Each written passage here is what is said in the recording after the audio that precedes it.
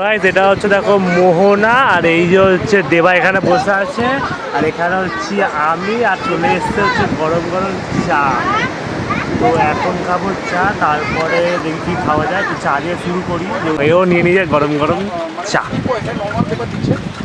চা খাওয়ার পর চলে এসছে আমাদের এখানে মুড়ি, এই যে মুড়ি আর ঘুগনি, মুড়ি ঘুগনি, মোহনার পার, সাথে গোপাল ভাঁড় খাচ্ছে মুড়ি আর ঘুগনি।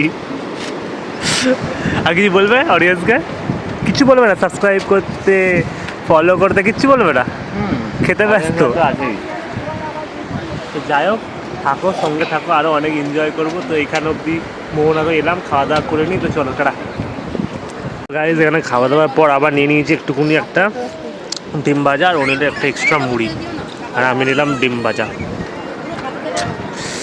দারুণ খাওয়া দাওয়া শুরু হলো, তাই দীঘাতে দিবাশিস? হ্যাঁ, চললে এবার খাওয়া দাওয়া। শর্ট ট্রিপ এরকমই হয়, এই জিনিসটা আমরা কোথাও পাই না, তাই না?